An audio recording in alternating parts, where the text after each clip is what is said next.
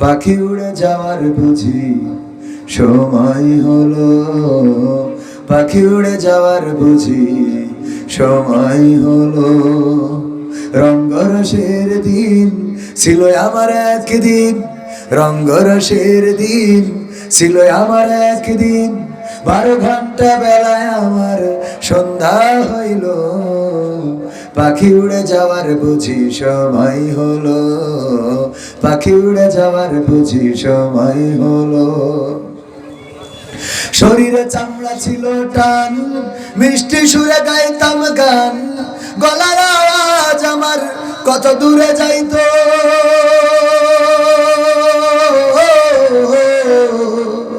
শরীরে চামড়া ছিল টান, মিষ্টি সুরে গাইতাম গান, গলার আওয়াজ আমার কত দূরে যাইতো। পাইকা গেল মাথার চুল, কথা বলতে পড়ে ভুল, পাইকা গেল মাথার চুল, কথা বলতে পড়ে ভুল, চোখে দেখি গন্ডগোল, দন্ত নড়িল, পাখি উড়ে যাওয়ার বুঝি সময় হলো, পাখি উড়ে যাওয়ার বুঝি সময় হলো। ঘন ঘন আসে দম, কানেতে শুনি কম, পিছে পিছে জম আমার ঘুরতে লাগিল। ঘন ঘন আসে দম, কানেতে শুনি কম, পিছে পিছে জম আমার ঘুরতে লাগিল। খাটো হয়ে আসছে পাও, হীন হলো সর্বদাও, খাটো হয়ে আসছে পাও, হীন হলো সর্বদাও, ভাবে বুঝি সময় আমার ফুরিয়ে এলো, পাখি উড়ে যাওয়ার বুঝি সময় হলো, পাখি উড়ে যাওয়ার বুঝি সময় হলো। এত সুন্দর পরিপাটি খাসায় আমার ছিল খাটি, দিনে দিনে খাসায় আমার জং ধরিল। এত সুন্দর পরিপাটি খাসায় আমার ছিল খাটি, দিনে দিনে খাসায় আমার জং ধরিল।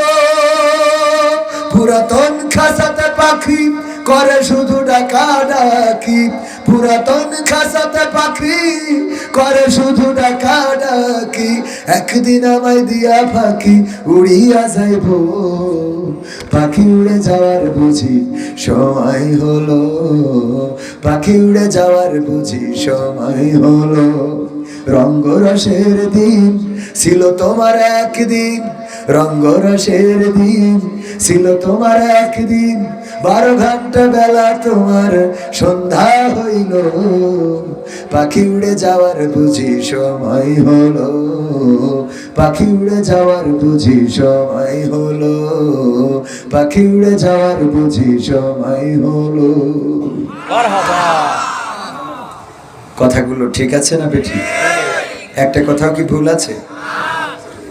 আমাদের প্রিয় ভাই রকনুজ্জামান, আপনাদের এলাকার কৃতি সন্তান, মনিরামপুরের গর্ব, আমার প্রিয় উস্তাদ, সরাসরি যার কাছে গান শিখেছি। অনেকেই তো উস্তাদ, কিন্তু উনি আমার সরাসরি উস্তাদ। ওনার আম্মাজান গতকালকে পরলোক গমন করেছেন, ইন্তেকাল করেছেন। ইন্না লিল্লাহি ওয়া ইন্না ইলাইহি রাজিউন। শুনেছেন না? আগে শুনেছেন না আজ শুনলেন?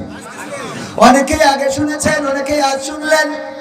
দেখেন আমার প্রিয় ভাই, এই মনিরামপুরের সন্তান অ্যাডভোকেট রকনুজ্জামান, মা যখন অসুস্থ ছিল, এর আগের বারও হাসপাতালে দেখতে গিয়েছিলাম, কিন্তু এবার ব্যস্ততার কারণে জানাও হলো না, দেখাও হলো না।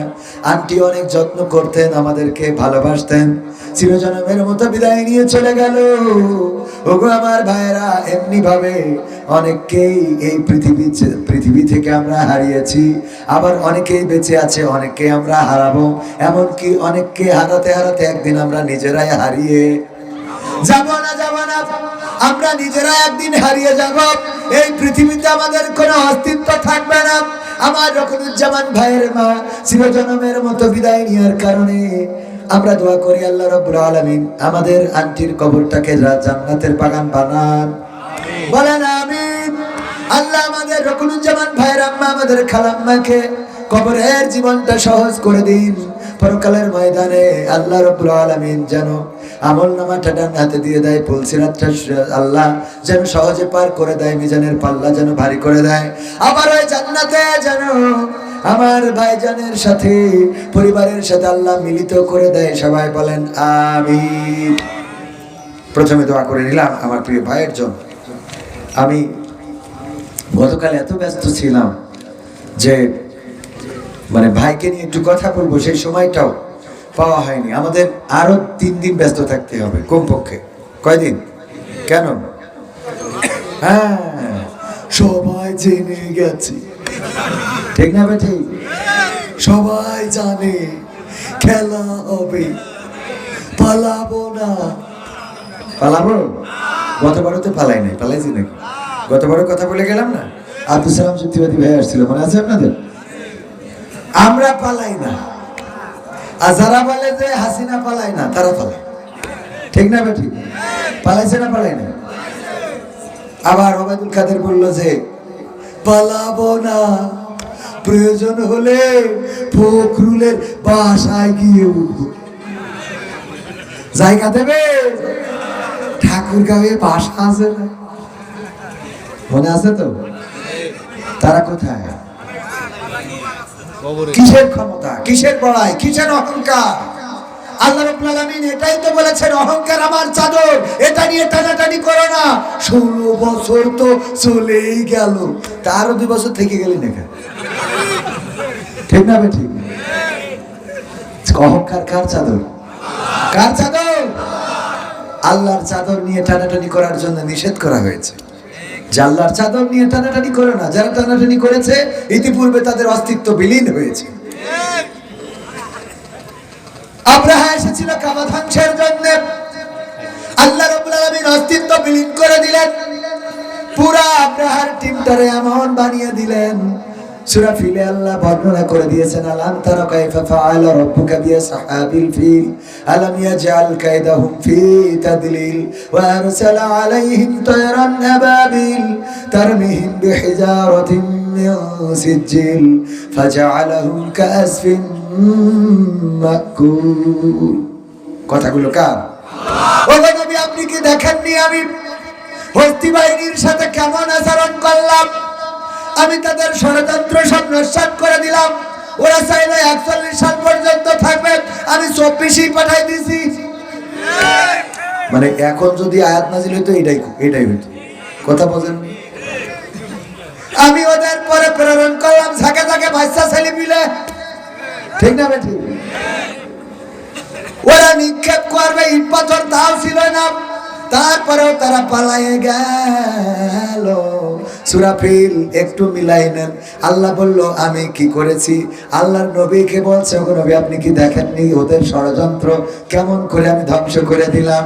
আমি তাদের উপরে প্রেরণ করলাম ঝাঁকে ঝাঁকে পাখি, আর ওরা নিক্ষেপ করেছিল ছোট ছোট কঙ্কর, একদম ক্ষুদ্র ক্ষুদ্র, আর তাই দিয়ে আমি তাদের পশুর চর্বিত ভুসির ন্যায় করে দিয়েছিলাম। আল্লাহু আকবার। আল্লাহ পারে না? পারে না? নদীর মধ্যে রাস্তা বানালেন, আগুনের মধ্যে ফুল বাগান বানালেন, তুর পুড়ে ছাই হয়ে গেল, মুসা পুড়লেন না। ছুরি জবাই করার জন্য ইসমাইলের গলায় চালানো হলো, ওই ছুরি কাটতে পারলো না। আল্লাহ রাব্বুল আলামিন যদি না চান ছুরি কাটে না, আল্লাহ যদি না চান মাছ হজম করতে পারে না, আল্লাহ যদি না চান পানি ডুবাতে পারে না, আল্লাহ যদি না চান আগুন পোড়াতে পারে না, আল্লাহ যদি না চান পৃথিবীর কোনো মানুষ কাউকে মারতে পারে না, আল্লাহ যদি না চান চেয়ার থেকে কাউকে সরাতে পারে না, আল্লাহ যদি না চান তাইলে চেয়ারেও কাউকে বসাতে পারে। চাওয়া লাগবে কার? আল্লাহ যদি চাই সব সম্ভব, আল্লাহ যদি না চান কিছু সম্ভব হবে। সুতরাং আমরা নিবেদিত হব কার জন্য? ইন্না সলাতি ওয়া নুসুকি ওয়া মাহইয়ায়া ওয়া মামাতি লিল্লাহি রাব্বিল আলামিন। নিশ্চয় আমাদের সালাত, আমাদের কুরবানি, আমাদের হায়াত এবং আমাদের মওত সবকিছু কার জন্য? আল্লাহর জন্য নিবেদিত। কুরবানি মানে শুধুমাত্র ওই ঈদের সময় গরু কিনে 7 ভাগে দিয়েতে কুরবানি করা? হ্যাঁ, তাহলে একটা ছাগল কুরবানি দিয়া, তাও তো কুরবানি আমরা এখন দিই কি ঠেলায়। আমাদের এক আন্টি বলতেছে আমাদের ইমাম, সাবেক ইমামের সাথে, বলছে যে আল্লাহর যে কি লোভ। তো বলছে কেন? নাউজুবিল্লাহ, আল্লাহর লোভ মানে? তো বলছে আজকে ওই আমার এক ছাগলের বাচ্চা মরে যাচ্ছে, মরেই যাচ্ছে, মরে গেলই, আজরাইল এসে কেবল টান জুড়িয়েছে। আমি ওই টাইমেই বললাম যে মরি যখন যাচ্ছে হঠাৎ মনে হইলো তাই দেখি আল্লাহর নামে বলি, দেখি বললাম আল্লাহ যদি বেশি থাকে কুরবানি দেবো। ও মা হঠাৎ করে যে জানতে গেছে বেশি থাকলে আল্লাহ যদি বেশি থাকে, আমাদের গ্রামের ঘটনা, সত্যি ঘটনা, বানানো ঘটনা, ডাইরেক্ট ঘটনা। বলছে আল্লাহ যদি বেশি থাকে তা কুরবানি দেবো, আর সেই মরা ছাগল বেশি উঠলো। আল্লাহরে কিলো আল্লাহ আমরা দিই কখন, আর যখন উপায় থাকে না। এখন অনেক পুলিশও বলছে আমরাও নির্যাতিত ছিল, ঠিক না বেটি? ওরা মাইরি আমাকে কাটি খুলে দিলে ওরা এসে কয় ওরা তোরা কেমন নির্যাতন বুঝি ধরেন, আমার মাথায় ধরেন, ঠিক না বেটি? বলছে আমরাও ভালো ছিলাম না। তোমরা ভালো ছিলে না? তোমরা স্টেজের পরে উঠে ইচ্ছা মতো যাইছে। আমি সাতক্ষীরা থেকে ফিরতেছি, গাড়ি বলছে হুজুর একটু সার্চ করো, করেন, সার্চ করবেন, এখন আপনাদের করার অধিকার আছে। মানসিক গুগলে সার্চ করার, আপনার গাড়িতে সার্চ করবেন, কর। পানির বোতল, মিনারেল ওয়াটারের বোতল বের করি, বলছে হুজুর বাংলা মদের বোতল তো এটা। বললাম কি করি হয়, মিনারেল বোতলের মধ্যে ঢুকাইছেন? আমি বললাম মনে হয় আপনাদের যে বাংলা। বলছে আমার মনে হওয়ার কিছু নেই তো, মুখটি খুলে আমার নাকের কাছে ধরি, বলছে আপনি শুকিয়ে দেখেন। বিষয়টা বোঝেন না? পুলিশ যদি কয় আপনি শুকিয়ে দেখেন, আপনি করবেন না। বলছে আমি বলা লাগবে না। সাতক্ষীরা ওই যে চৌরাস্তা আছে মোড়টা না, ওই মোড়ে কিন্তু আগে প্রায় মামারা বসতো আমাকে আপ্যায়ন করার জন্য। তো মামা বসে বলছে যে আমি বলার দরকার নেই, বোতলের মুখটি, মিনারেল ওয়াটারের মুখটি খুলি, বলছে আপনি শুকিয়ে বলেন যে বাংলা মত আছে কিনা। আমি যতই বলি তোরা তো পুলিশ, তোদের কথা তো ফেরেশতারা না, শয়তানও বিশ্বাস করে, ঠিক না বেটি? তোদের তো কথাই এই পুলিশগুলো এখন যারা, যেখানে আমি পুলিশ দেখি এই জায়গায় তো নাই, এই জন্য পড়লে শান্তি পাবো না। যে এনে পুলিশ দাঁড়ায় থাকে আমি বলি যে দেখবেন যেন বসি না থাকে, কারণ আমরা বেতন দিই, ওনারা বসে আমাদের নিরাপত্তা দেবে। পাকাও পুলিশ নিরাপত্তা দিতে হবে আমাদের। জনগণের রক্ত ঘাম পানি করা টাকায় বেতন নেই। আর এই জাহেল গুলো আমাদের বুকে গুলি চালিয়েছে। যদি ধরতে বলেছে মারতে মারতে নিয়ে এসেছে, যদি বলেছে ধরে আনো বেঁধে নিয়ে চলে এসেছে। কে কত ধরতে পারে, কে কত মারতে পারে, এটার প্রতিযোগিতা শুরু করেছে। তারা এখন বলে আমরাও নির্যাতিত ছিলাম। শয়তান, নির্যাতিত ছিল, নির্যাতিত প্রশাসনের কোন মানুষ বসে থাকতে পারবে না। ট্রাফিক মোটরসাইকেলের পরে বসে বিড়ি টানা, যেই থাবা কষি দেবেন দরকার, বেতন দিতে বিড়ি টানিস মানে? রাস্তায় জ্যাম পড়ে বসে রয়েছে, আমাদের মাহফিলি জাতি দেরি হয়ে যাচ্ছে, ফাইজলামি পাইছেন। পুলিশ এখন এমন রাজত্ব কায়েম করেছিল, আর আমার দেশের ওই দলের লোকজনগুলো তাদের কাঁধে ভর করে মনে করেছিল বাংলাদেশের জমিন তাদের নামে লিখে দেয়া। অথচ তারা বুঝতে পেরেছে এই বাংলাদেশের জমিন পুলিশের নয়, আর্মির নয়, বিডিআরের নয়, বিজিবির নয়, এই বাংলাদেশের জমিন বাংলাদেশের জনগণের বলেন ঠিক কিনা? আমরা রক্ত দিয়ে 1971-এ এই দেশ এনেছি, 2024-এ রক্ত দিয়েছি, আবার লাগলে আবার দেব, কিন্তু এই বাংলাদেশকে দাদা বাবুদের গোলাম বানাতে দেব না। এই বাংলাদেশে পুলিশি রাজত্ব কায়েম হবে না। জনগণের ইচ্ছার প্রতিফলন ঘটাতে হবে, জনগণ যেটা চাবে সেটা হইতে হবে। আর যারা এখনো বোঝেন নাই, এখনো যারা বলেন আগেই তো ভালো ছিলাম, তাদের বলবো আগেই তো ভালো ছিলেন। ভালো তো আপনি ছিলেনই, কারণ পুলিশ আপনার নিরাপত্তা দিয়ে তো স্টেজে উঠাইছে। এই জন্যই বলেছেন যে আমরা মুইতে দিলি ভাইসে যাবি, তোরা মদিন খাল বানা, এটা দেখি কয় বানের পানির মতো ভাইসে যাবে। বুঝলেন আপনি কিটা তো আমি জানি না, অতিথি প্রধান অতিথি। তা এখন বলছে আমরা মুইতে দিলি বানের পানির মতো ভাইসে যাবে। আমি বললাম বানের পানির দরকার নেই, তুই একটা ড্রেন ভাস, দেখি তোমাদের মেশিনই কত মুত আছে, আইসু সামনে কথা বলার সময়। আর এইভাবে কথা বলার কারণে সরকার মনে করেছিল সব তো আমাদের, ঠিক না বেঠিক? কারণ চাপার জোর কমে না, কিছু আছে না চাপার জোর, এরম আছে না নাই? কিছুক্ষণ আগে সাতক্ষীরাতে আলোচনা করে আসলাম, সাতক্ষীরায় তো ট্রেন রোড নেই, জানেন আপনারা? সাতক্ষীরায় ট্রেন রোড নেই, তো একজন যশোরের লোক সাতক্ষীরার এক মেয়ে বিয়ে করেছে। তো মানে কি দেখে, তা উনি গেটম্যান, কি ম্যান, গেটম্যান। তা ওই ট্রেন নেই তো ওইদিকে, তা বলছে ও গেটম্যান, তুমি কি গেটম্যান আসলে? বলছে কেন বোঝো না ট্রেনের? ট্রেন আবার কি জিনিস?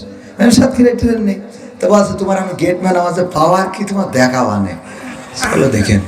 তো এই সাথে ওই গেট যখন ট্রেন আসবে, তো গেট ফেলাইতেছে, দিল্লি দুই পাশে গাড়ি দাঁড়ায় গেছে। বলছে কি হইলো, সব বন্ধকে দিলে? বলছে এই যে পাওয়ার ফেলাই দিছি, সব বন্ধ। পৃথিবী এখন প্রধানমন্ত্রী আসলে ওখানে পিছনে দাঁড়ায় থাকতে হবে। আমি কি জিনিস, নরেন্দ্র মোদী আসলো যাইতে হবে না।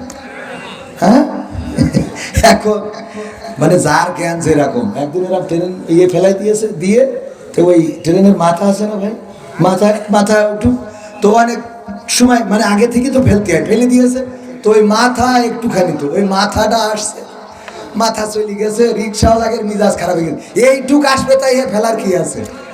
তো ওর তো বুঝতে হবে এটুকুও তো ডলে দিয়ে যায়, বলছে এইটুক আসবে তাই ফেলে বসে রয়েছে। তো ট্রেন কি এখন ওর পিছনে থাক আর না থাক, ওইটুক গেলেও তো ওর ডলে নিয়ে যাবে, ঠিক না বেঠিক? তো এইটুক তো বুঝতে হবে। বলছে পাওয়ার দেখলে না, তো ঠিক আছে পাওয়ার মানলাম, আরো পাওয়ার আছে না? কয় আছে মানে কি, দাঁড়াও দেখাচ্ছি। লাল একটা পতাকা তুলে ট্রেন রোডে যে করতেছে, কি সিগনাল দিচ্ছে, তো ট্রেন ব্রেক করে দাঁড়াইছে, বিশাল বড় গাড়ি। তো সাতক্ষীরার বউ তো অবাক, ওরে আল্লাহ, আমি কি স্বামী পাইছি, এ তো স্বামী না, পুরো আসাম। হ্যাঁ, এত বড় আসামি মানে দাম বেশি, বুঝলেন? মামলা খালি আপনি নেতা, মামলা না খাওয়া পর্যন্ত, আসামি না হওয়া পর্যন্ত আপনার কেউ ভোট দেবে না, এটা মাথায় রেখে। তা ওর তো স্বামী না, ও তো আসামি, মানে বিশাল হাই লেভেলের। বলছে কি হইলো, বলছে কি হইলো দেখলি না? তো বিশাল গাড়ি দাঁড় করে দিলাম। তো ট্রেন মাস্টার যে ও নামে এসে বলছে কি হই, বলছে কিছু হয়নি, আমি খালি আমার বোর আমার পাওয়ারটা দেখালাম। তো যাক, ভালো হইলো, ভাল লাগলো, কই দেশে এক খাবা কইছি কানের পরে একেবারে দিয়ে, তারপরে ট্রেনে উঠে চলে গেছে। বউ বলছে কি হইলো, বলছে তেমন কিছু হয়নি। তো কিছু হয়নি মানে থাবা একখান বসে দিলে? বলছে যে পাগল, এই তো হইলো পাওয়ারের খেলা, আমার পাওয়ার আমি দেখাইছি, ওর পাওয়ার ও দেখাই, এই তো হলো কি।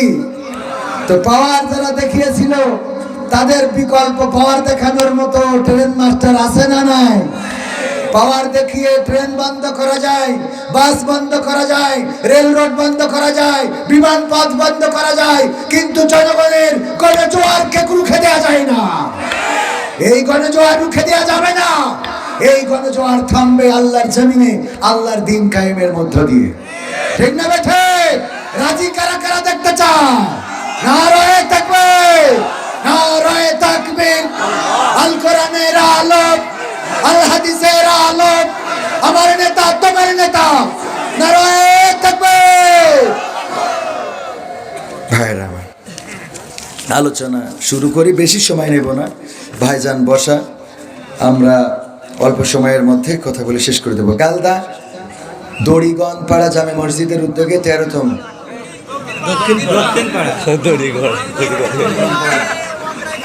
এই লিখা যদি ভুল হয় তা আমার বলেন।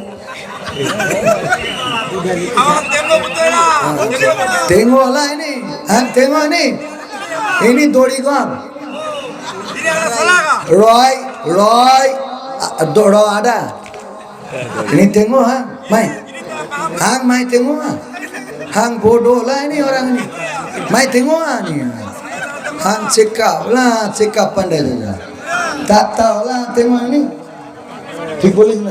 ঠিক ঠিক আফালা bodoh ni orang cekap হ্যাঁ এটা ঠিক আছে। গালদা দক্ষিণ পাড়া জামে মসজিদের উদ্যোগে বার্ষিক, ওখান দিয়ে দড়িগণ দক্ষিণ পাড়া জামে মসজিদের উদ্যোগে memang pandai lah siapa mau cekap Melayu sama saya Maya sini. Saya dulu sudah lama 11 tahun lebih dulu Malaysia, tahu? I ajar Malay bahasa macam mana boleh cekap. Tahu sudah cukup lah. Galda Dokhin pada semua orang tak paham kita cekap Melayu apa boleh Pak? ঠিক আছে না বাজান? মানে সবাই তো বলবে না, তা মালয় ভাষা তো বলি লাভ কি? অনেকেই ঠুসঠাস করে ইংরেজি বলে, পারে তাই বলে, তাই আর কি করবো, আমরা পারি না ইংরেজি বলছে, আল্লাহ ভরসা, অসুবিধা নেই। গালদা দক্ষিণপাড়া জামি মসজিদের উদ্যোগে আয়োজিত বার্ষিক তাফসিরুল কোরআন মাহফিলের শ্রদ্ধাভাজন সভাপতি জনাব আলহাজ মোহাম্মদ মুজিবুর রহমান সাহেব, এছাড়া বিশেষ অতিথি হিসাবে আছেন আশরাফ আলী, শামসুজ্জামান শান্ত, প্রধান অতিথি হিসাবে অ্যাডভোকেট গাজী এনামুল হক। আমার শ্রদ্ধাভাজন উস্তাদজির থাকার কথা ছিল, আসবেন কি উনি? আসবে ইনশাআল্লাহ।